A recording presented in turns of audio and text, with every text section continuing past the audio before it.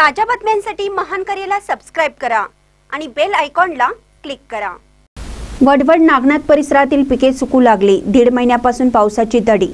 मागील 45 दिवसापासून पावसाने दडी दिल्यामुळे वडवड परिसरातील पिके सुकू लागली आहेत। त्यामुळे शेतकरी चिंताग्रस्त झाले आहेत। वडवड परिसर हा काही भाग डोंगराळ असल्यामुळे या परिसरात वरवर पाऊस पडला तर शेती पिकते, अन्यथा येथील शेती पिकत नाही। या भागात मे महिन्यामध्येच मोठा पाऊस पडला होता। त्यानंतर जून महिना कोरडा गेला। तसेच जुलैची 15 तारीख आली तरी पण अद्याप या परिसरात पाऊस पडला नाही। यामुळे या परिसरातील सोयाबीन, तूर, उडीद, मूग आदी पिके सुकू लागली आहेत। परिसरातील शेतकरी आसमानी संकटात सापडला आहे। तरी या सरकारने शेतकऱ्यांकडे लक्ष देण्याची गरज आहे। यावर्षी पावसाने दडी दिल्यामुळे उत्पन्नात मोठ्या प्रमाणात घट होण्याची शक्यता आहे।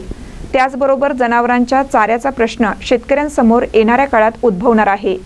काही शेतकरी चाऱ्यासाठी आत्तापासूनच भटकंती करताना दिसून येत आहेत।